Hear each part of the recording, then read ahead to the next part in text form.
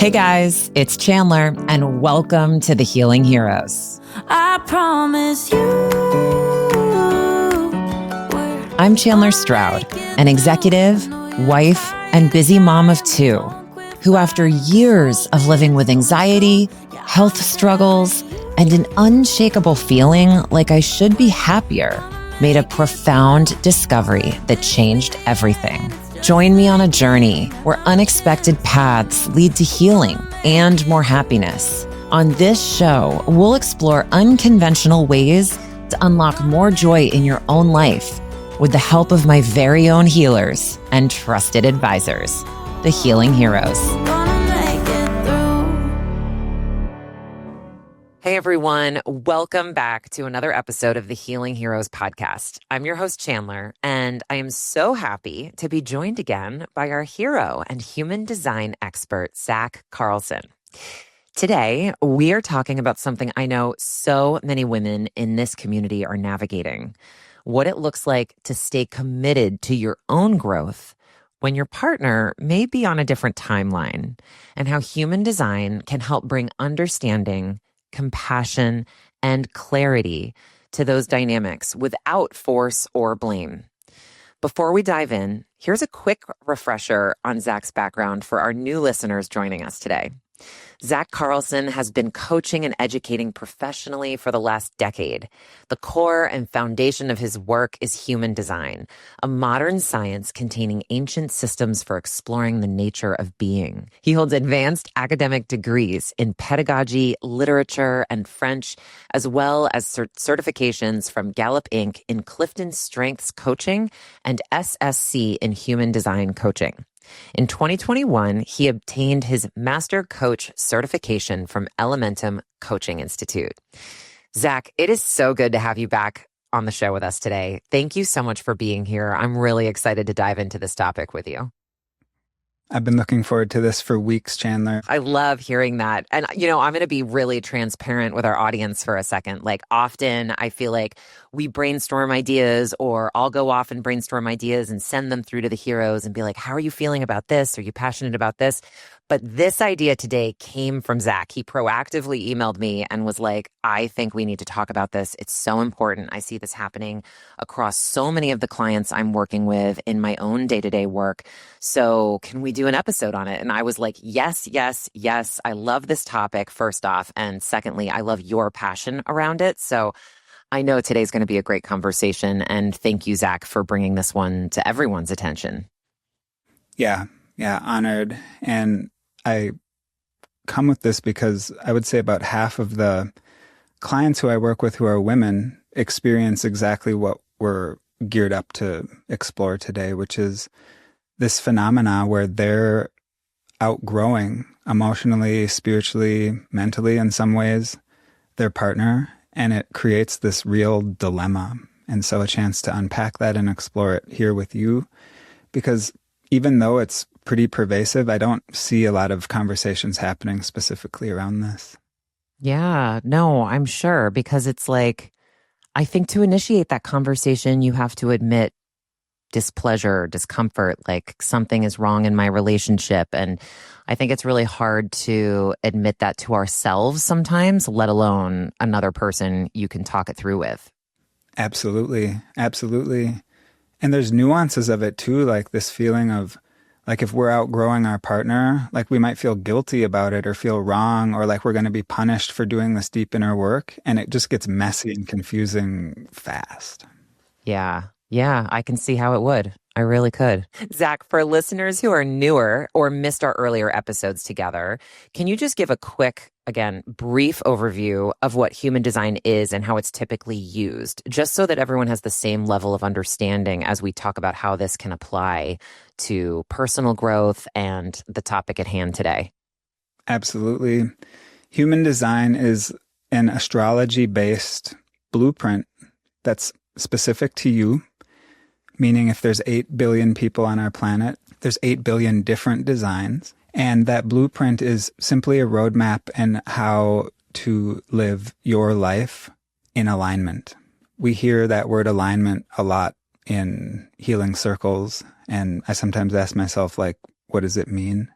And human design helps us see how we can live in alignment with our natural energy flow, both physical, but mental and emotional, and how we can make decisions like from an inner authority in a way that is reliable, sustainable, and consistent in terms of bringing our life and bringing the experiences into our life that we want most. Beautifully explained, Zach. Thank you so much for grounding the audience in that definition before we dive into the conversation today. When someone first starts exploring human design, what kinds of questions are they usually hoping it will answer?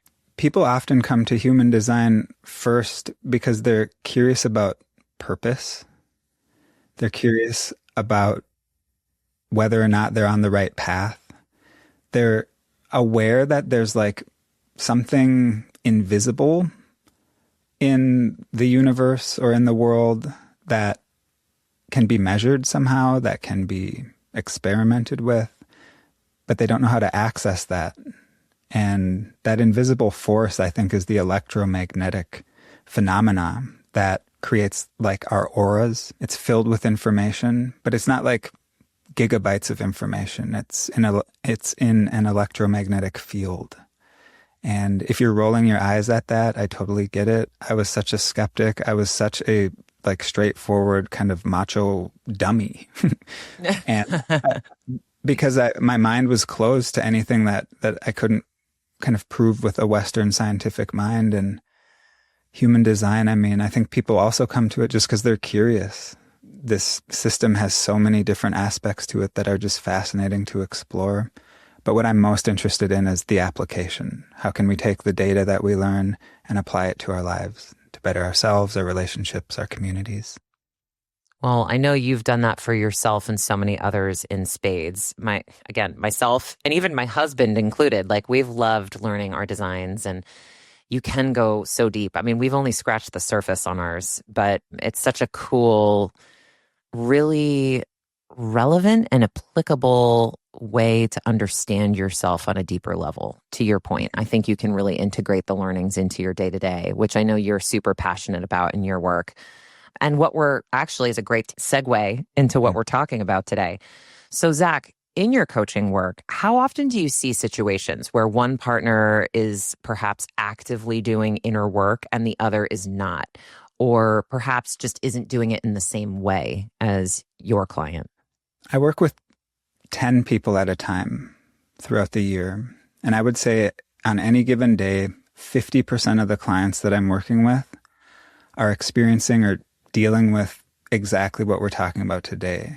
Them being, in a way, kind of moving beyond emotionally the capacity of their partner. It's not common that someone will come to me specifically to work on that, but inside of the first call or two, it gets revealed that like there's this unsatisfying dynamic playing out for them that maybe didn't have a name, and together we name it first.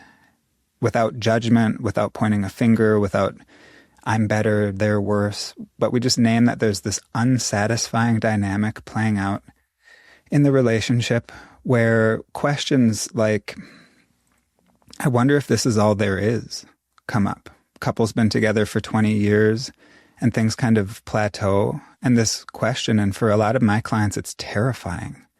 Like they look around at their relationship, at their life, and they think, did we peak? Like, is this all we get to do in our relationship? And this hunger develops where it's like, I want more. I don't want to leave this relationship. I want more inside of this relationship. I want my partner to know how to show up for me in these new ways. Because as we heal, as we integrate, as we kind of come into our own new era, right? What lights us up might be different. What satisfies a lot of people who get into this work, they crave depth, like depth, deep conversations, something that goes a little below the surface. And for almost all of my clients who are women, they're looking for emotional intelligence. When that line gets crossed and they want more, 9 times out of 10, what we kind of explore and discover is what's missing is this felt sense that there's a pure emotional intelligence in the relationship. Got it. Okay, that's really helpful to understand. I mean, to the degree how widespread it is, how it gets named, and how women are articulating they feel about it, which I think it's really cool that you can kind of pick up on that in the conversations and you're seeing this red thread, this commonality across a lot of the conversations you're happening and realizing that this is something that a lot of women are facing and dealing with. And it is a real problem when you wake up in your life like that and you want more, but you don't know how to go get it.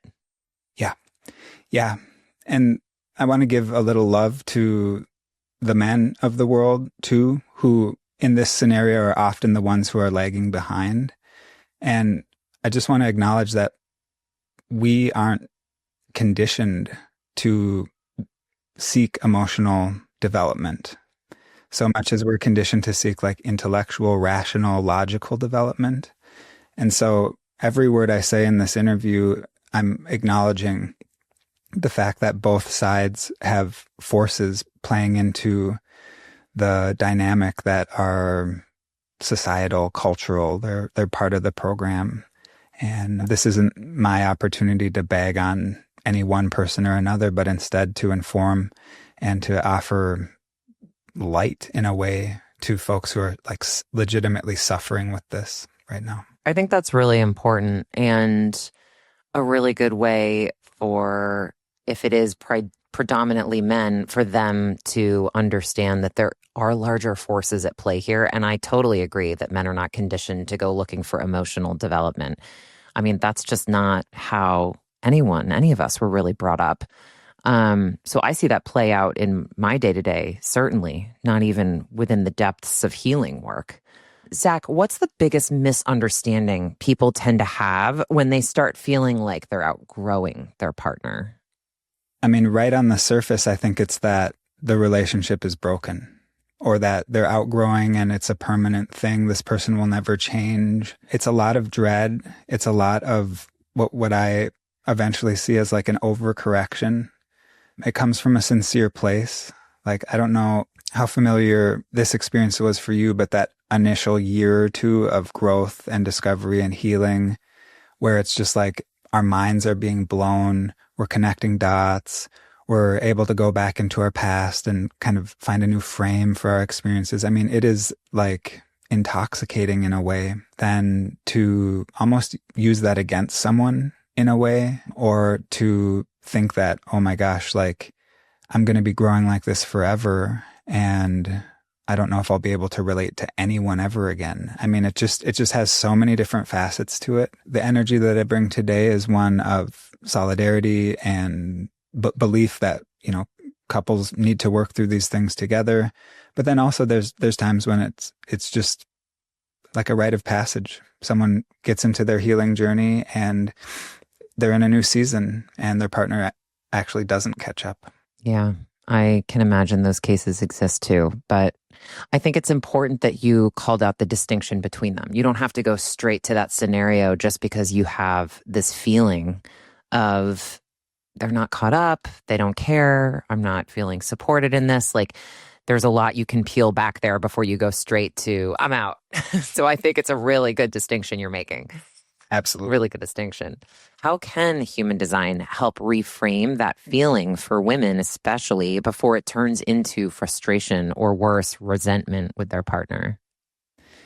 Have you ever had that experience, and I ask this to your listeners, where when you just learn intellectually some details about a situation, it changes everything? You learn the name for something. You learn like the kind of step-by-steps of how a process works.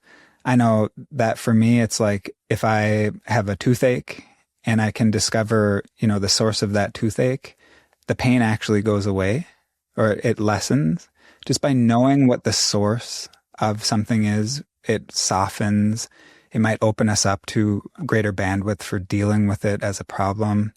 Human design can do that for us in the sense that it can name kind of big energetic themes in our lives. For example, I'm a manifesting generator.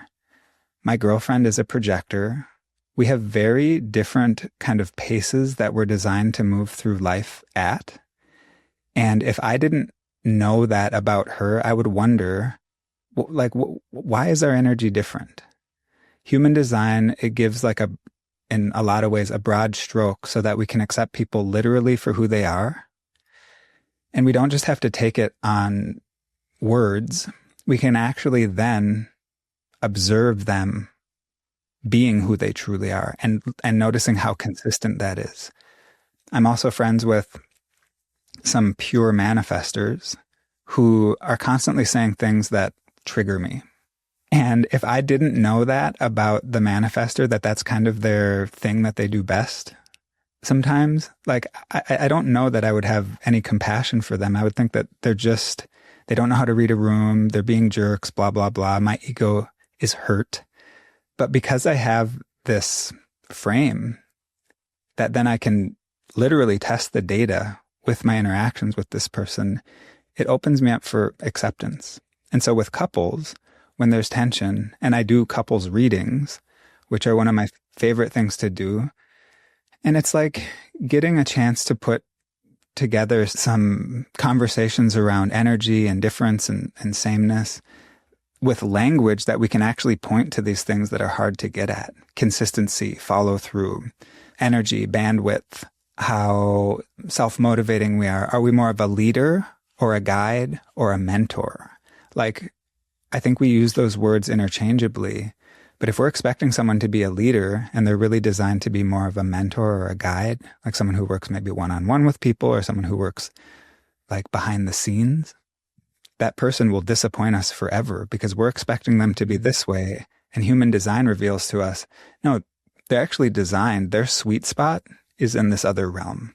And so again, having just a mental framework for these people in our lives, I think does a lot of the heavy lifting. Yeah, I can attest to that. I've said this in past episodes with you.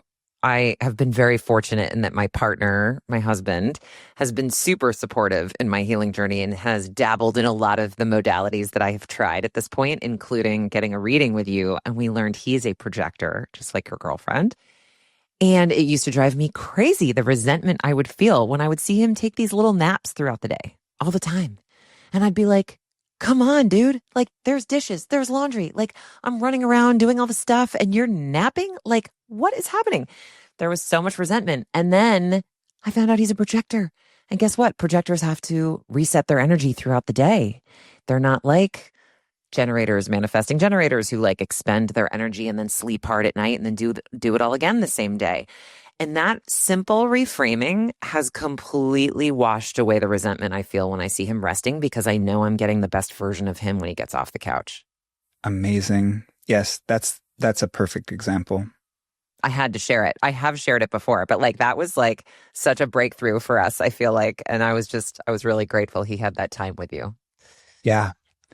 And he is funny about it. He like all the time, he'll be like, I'm a projector, babe. Like, this is what I do. Or like, he's like, I'm guiding today. Don't you feel me guiding? You know, like he'll have fun with it. And it's been really fun. Yeah, It's good. So thank you for that, Zach. You've infused even more humor into our relationship. Zach, you mentioned the importance of giving ourselves full permission to grow, even if a partner is in a different place. Why is that such a critical starting point, do you think? I think it's crucial because it's so easy not to do it. And if we sort of tune into like, what is the ultimate kind of message that we get from culture? I see it as being twofold. One is YOLO, you only live once, like do it big, go hard. And the other is don't rock the boat.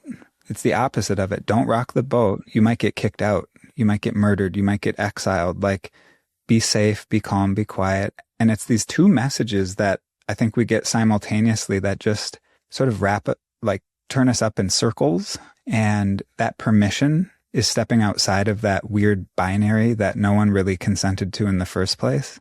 And it's giving us our birthright, which is to be who we truly are and to do what we need to do to discover who we truly are. Because I don't think we can just sit with a journal and find that out.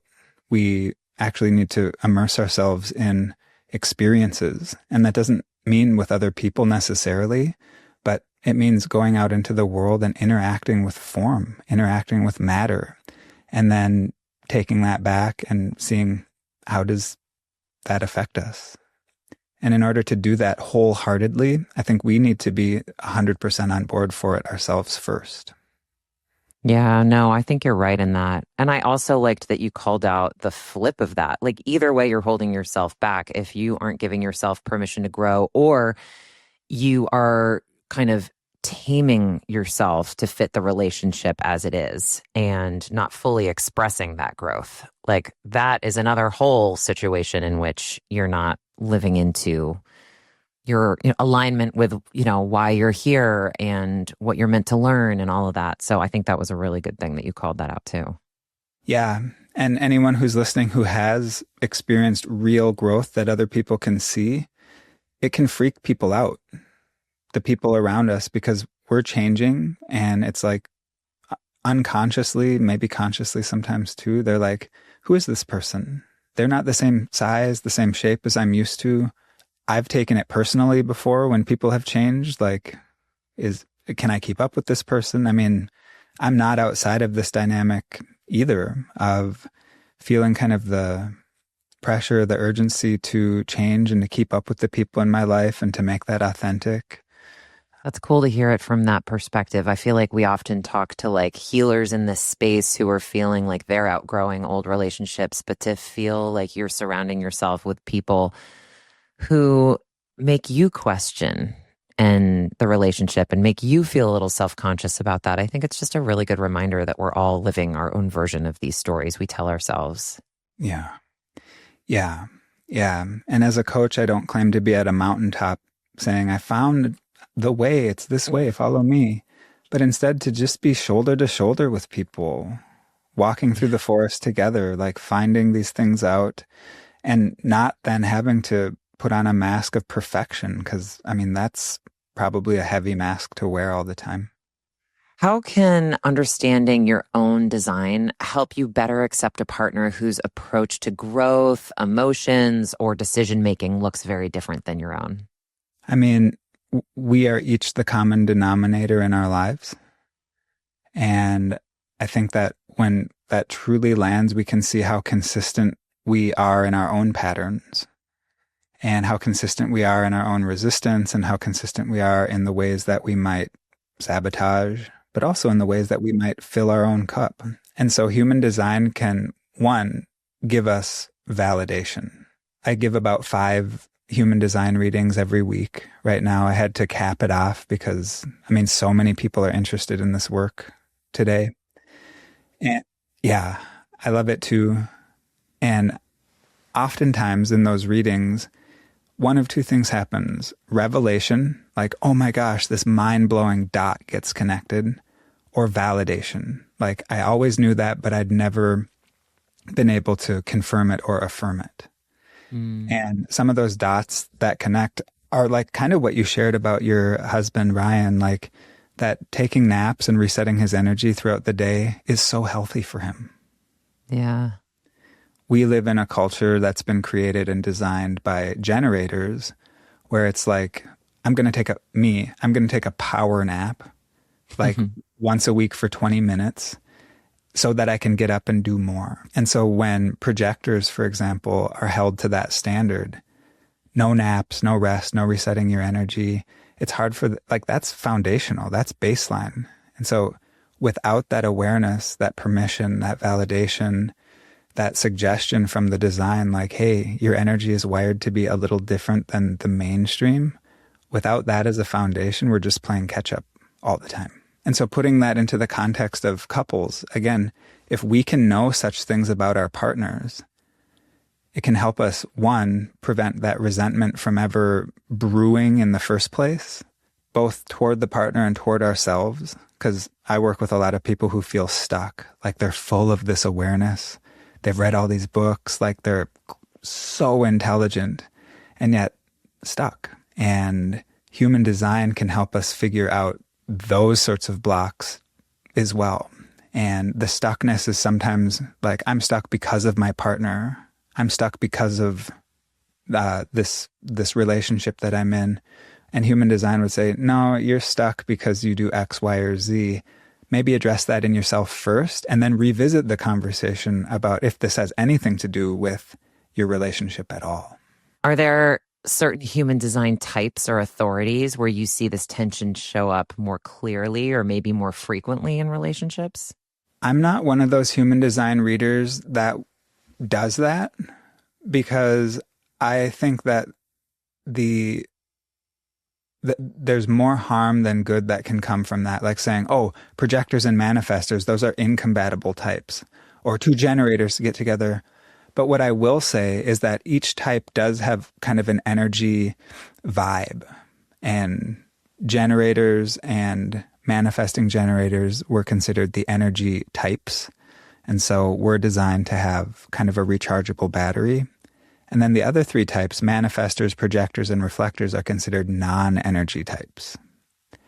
And so again, their energy comes in a different form. It's not just a steady on tap piece. And so knowing those kind of big moving parts in a chart too can be really helpful. If you're an energy type like me and you're with a non-energy type, and that's you and Ryan, you're an energy type, he's a non-energy type. Just knowing that, again, back to a mental framework. It's like, okay, can I accept this in this person? And usually the answer is, yes, I will try. But sometimes it's like, no. Again, it's like, no, I can't accept this in this person. And then you're at least working with some real data. Yeah. Yeah. Well, I can accept it, Ryan. I promise. It's great. I've learned to love it. I have. We're such different people. No, but I will tell you, I mean, I say that a lot when I'm talking to anyone about our relationship. We are so different that it works so well, because he helps me see different perspectives from my own in everything: work, love, friendship, community.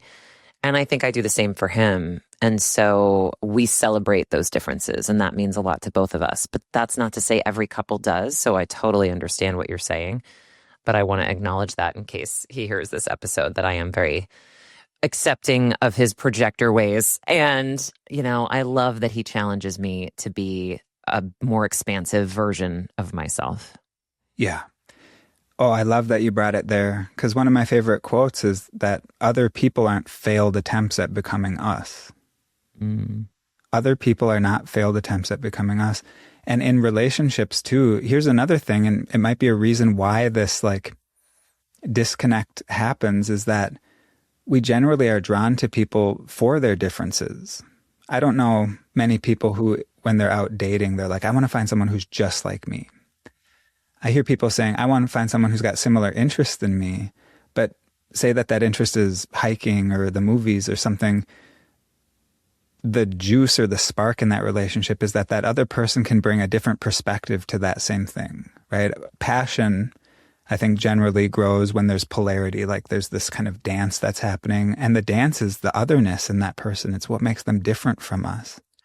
And then slowly, as the relationship goes on, if that otherness is seen at some point as threatening and it kind of gets weeded out, then it's creating this neutrality. And in that neutrality, nothing really moves. And so again, I think human design gives us language to appreciate what is different in other people. I love that. And actually, it reminds me of a podcast episode I listened to recently it was a Diary of a CEO episode with Tony Robbins. And he talks about the 5 basic underlying foundational human needs. And one is certainty and the other is uncertainty. And he explains that in the episode. And I was fascinated by this. But it speaks to what you're saying. We look for people with similar interests, right? That's the certainty to a degree. But the uncertainty is if we knew what was going to happen next, if I could read your mind, life would be pretty boring. We need a little bit of that uncertainty. And that's what bringing a partner, looking for qualities in a partner that are different from you, that's the uncertainty. So that's where it all comes together. And I think it's a critical piece of the puzzle, according to Tony Robbins, who, look him up. He's done everything that you can do as a human on this earth. So, but that's immediately what came to mind as you were speaking about that. And I just thought I would share that because I found that fascinating. Yep. And Tony Robbins, a great example of a manifesting generator living in alignment. Oh my gosh, that's a whole episode. I want to sit down with you and be like, Taylor Swift, go. Tony Robbins, go.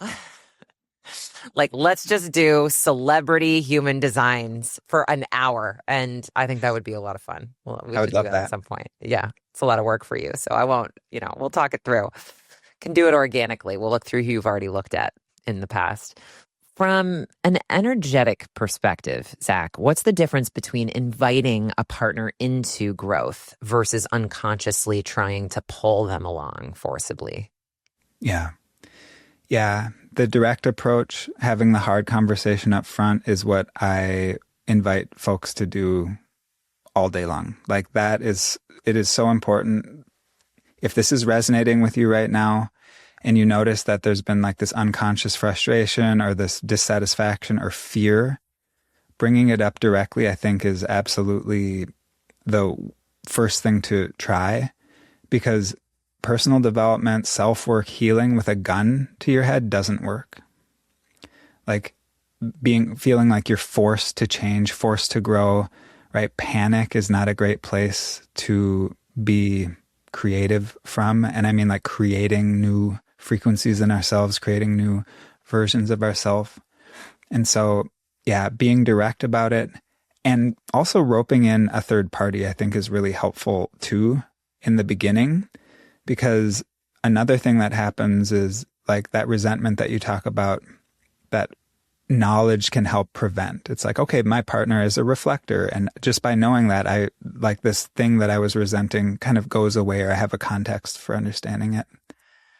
But roping in a third party, and that could be couples therapist. Like I said, I give readings to couples, and those are really fun because it's like a whole new language. We're talking like woo-woo kind of terms, chakras, energy, frequencies, and it brings a lightness to it that I think if that's not there in the beginning, it's hard to cultivate that lightness later. And so if you're listening to this is resonating and you're like, oh my gosh, this is me, I would say that kind of how this topic gets introduced into a relationship, the how of that matters. And if it can be brought with lightness and curiosity, deep respect and love, it can sow these seeds of passion that like do light things back up again. But again, going into it without the resentment, without the force, the dragging someone into it, and with as much awareness of how that person is wired. Maybe human design isn't your thing, but Enneagram is, or love languages. Having some system where you can appreciate what's different in them first, I think gives navigating this dynamic the fuel that it truly needs. Well said. What are some ways you've seen people successfully introduce this kind of work to a partner without the pressure? Talking about it as a couple, right? Addressing it, naming it, doing so, like I just mentioned, without judgment, without demand, without shame. And then figuring out individually, what is that person's path to growth? My path, for example, was doing a lot of men's work. I was in 5 men's groups at one point. It was like my second job. Doing that work with men, super vulnerable, super satisfying, very multidimensional, but doing my own work in the relationship. This was a previous relationship I was in, so that my girlfriend at the time could do her own work in her own way, but not thinking that like growing together means we're both talking to the same coach, we're both reading the same books, we're both listening to the same podcasts. It's like name the thing and then figure out what are your tools. Are they similar? Are they different from your partner? Name it first and then figure out what your tools are going to be. Because again, what happens a lot of times is when I'm working with a client whose partner is a man and they're feeling like they're outgrowing that man, that guy doesn't know what to do. He's hoping it'll just go away by itself. He doesn't do anything. And that's kind of the kiss of death. It's like doing something, but that something, allowing it, giving ourselves permission to be what will work for us. Some people, some guys in my life, men's groups would definitely have not worked for them. They needed that one-on-one, or they needed something maybe a little more social. And so again, human design can help us figure out, like it helps trim down the list of things to try or experiment with first. That makes sense. I understand what you mean by that. Thanks for sharing, Zach. For listeners who may feel discouraged or afraid that their partner may never, quote unquote, get there, what would you want them to hear? First thing is don't let that disparity slow you down. And there's a whole suite of emotions, I think, that comes with just thinking about that. Like, I don't want to leave them behind. I don't want to abandon them. And those are all thoughts. Those aren't facts. And I also think that we are inspired by real people, and that living our best lives in our relationships, it can be inspiring. It can motivate that person to say, oh my gosh, they're doing it. Look at the results they're having. I want those too. But then I would, beyond that, I would say lead by example. And then I think from my side of things too, I've seen how bringing a little intention and a little bit of directness to this issue, it can make these couples blossom. I mean, if you're unsatisfied and you haven't actually talked about this with your partner, you're still at the very, very beginning. I think that's great advice, Zach. I think those conversations can be incredibly uncomfortable, which is always my indication for me personally that I need to have them, if that makes sense. I feel like I always know, like, if something feels uncomfortable, it means it's probably the way I should go. That's just like it doesn't apply to everything, but generally speaking, I have found if I'm scared to do something, it means it's probably the right thing. With, some exceptions, jumping off a bridge being one of them, for example, like that's different. But, as it comes to like interpersonal communications and relationships, I feel that has served me really well. So for whatever that's worth to anyone listening, if that's a conversation that scares you, I think there's probably a lot of richness that will come from having it, both for you personally in terms of your own growth. And you never know, to your point, you never know what can bloom within that relationship as a result of being that honest, vulnerable, and forthcoming with your feelings. Yeah. And so important. That touches on like a kind of a core wound that I often meet with women on this topic is they don't want to lead in the relationship on every front. And they're tired of leading. They're tired of leading logistically and emotionally. And so another piece too would be figure out what your role is. Where do you want to be leading in this? And it can't be in every single position. And so figuring out, are you more the one that cultivates intimacy, connection, a loving flow and circulation of energy? Are you the one who's better at the calendar and getting things done and crossing things off the list? Which elements from each camp maybe get separated from one to another, but not pigeonholing ourselves into just one place? That's the number one thing is with the women I work with is like, they're like, I am so tired of leading this relationship and it doesn't feel good. And then it brings up that question from the beginning is like, where's this relationship going? We've been together for this long and like, are we done? Are we done growing? And it requires co-leadership, I think, to navigate through. Yeah. Yeah, I would imagine it for sure. It does. Or maybe I should phrase it this way. Are there signs that suggest that different pacing in growth is workable versus needing those deeper conversations? I mean, I think that's determined from person to person because I definitely am a depth person. Like I'm sitting next to someone on a plane and I'm trying to clock how quick can we get out of small talk and into some more interesting pocket of the yeah. And I've sat next to people and they're just not going to do that. They're not having it. And there's nothing wrong with them. It's just not interesting to them. And so again, like human design can give us a snapshot of how that might go. Is someone better at playing a long game, slow and steady wins the race? Is someone more inclined to cultivate these quantum leaps? And we've all seen these people in our lives where it's like from one week to the next, they're like a different person. If that's authentic to that person, wonderful. But if that's the pressure that's applied to everyone, we need to change in this specific way, I know that just doesn't work. And so I think getting clear on your own pace first. How do you want to grow? How do you want to move through this without considering anyone else, not your partner, not your kids, not your job? if you had your say, what kind of growth is most interesting to you? Starting there. And then maybe helping your partner figure out the answer to that question too. Because if you're the one leading the charge, they're probably not just going to ask themselves that question on their own. And so inviting that piece into the conversation as well. And also knowing that some people, they're not going to want to process it verbally, talk about it to death. They might need, a season to get into gear. And so again, not forcing somebody to change, but instead offering these sort of motivational, inspirational invitations. Love that.